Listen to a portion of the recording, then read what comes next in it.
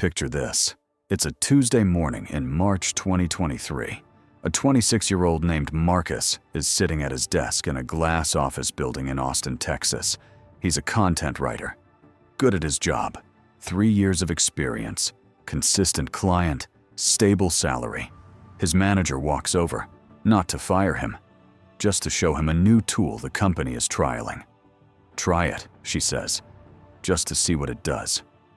Marcus types in a brief, hits enter. In 11 seconds, the tool produces a 900-word article.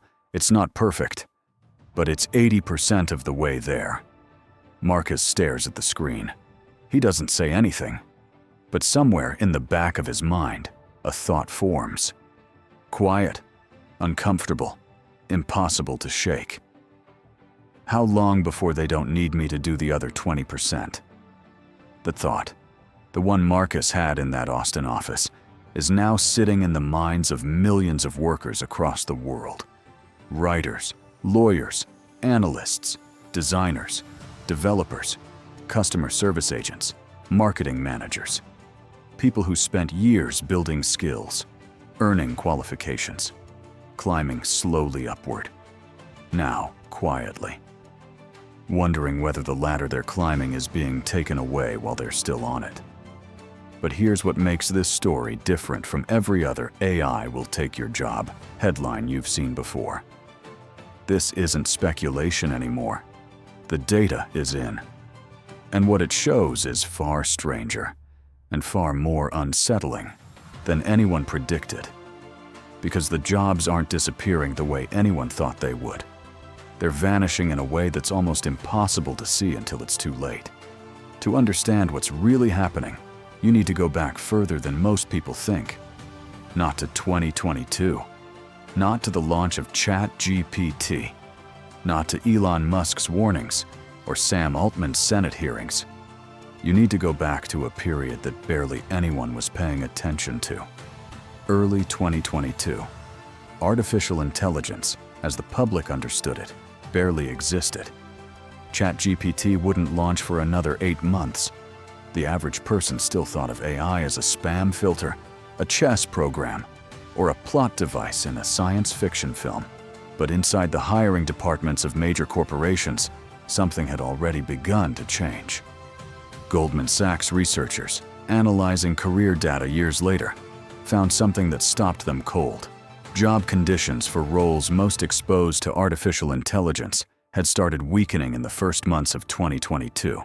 Before the tools existed publicly, before the headlines, before the debate had even started. Think about what that means.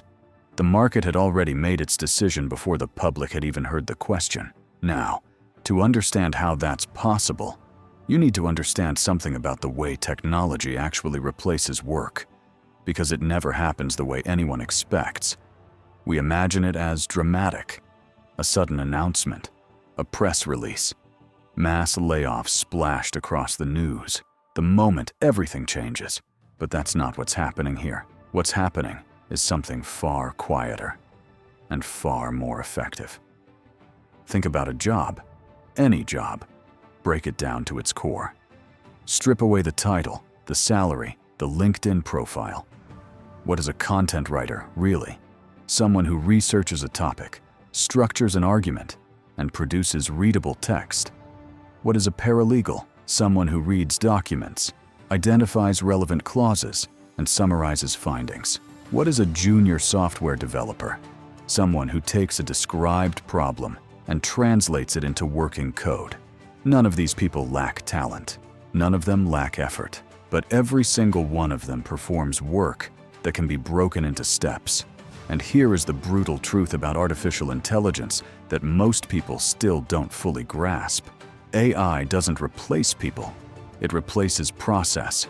And once a process can be learned, once it can be documented, structured, and fed into a system, it can be replicated endlessly, at a fraction of the cost, at a speed no human can match. And the system doesn't take a lunch break. It doesn't call in sick. It doesn't ask for a raise after a good quarter. And so companies faced a choice, not a philosophical choice, Not a moral debate in a boardroom, a mathematical one. In 2025, Amazon announced it was cutting 14,000 corporate roles. They didn't hedge the reason. They stated it plainly. Artificial intelligence was enabling them to operate with leaner structures. Fewer people, same output, lower cost. They weren't alone.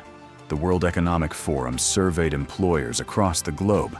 41% said they planned to reduce headcount in areas where AI could take over within 5 years. Gartner went further. They found that 20% of organizations were actively planning to use AI to eliminate more than half of their current middle management positions. Not eventually, by the end of this year. And Wall Street, the beating heart of global capital, quietly announced plans to remove 200,000 jobs from its back-office operations over the next 3 to 5 years. 200,000 people. Gone. Not from a crisis, not from a recession, from efficiency. But here's where the story takes a turn that almost nobody saw coming. Because the workers losing the most ground aren't the ones we were warned about. For decades, the narrative was simple. Automation would hit manual labor, factory workers, truckers, assembly line operators, white-collar professionals. The writers, the lawyers, the coders were supposed to be safe. Human work, creative work, irreplaceable work. That story turned out to be wrong. In 2025, Goldman Sachs published data that quietly sent shockwaves through the technology industry. Software developers, the people who literally build artificial intelligence tools, aged 22 to 25, had seen a nearly 20% drop in employment compared to their 2022 peak. The builders, the coders, the exact people who were supposed to be the winners of the AI era, already losing ground, and entry-level job postings across industries had fallen 15% year over year, not roles being cut. Roles simply never being opened, which means something more troubling than unemployment.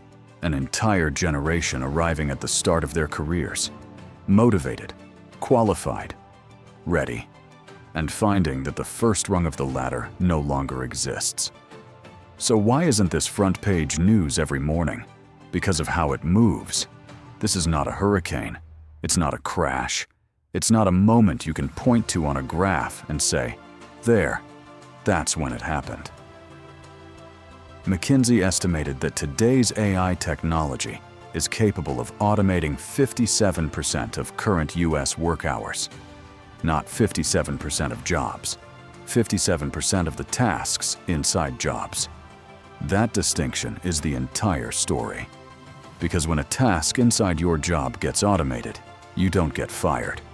You get repositioned. Your role shifts. Your responsibilities narrow. The things that justified your salary quietly erode.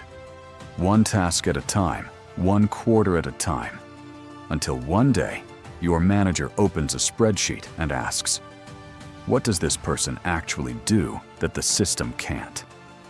It is the slowest kind of displacement, and the slowest kind is always the hardest to fight.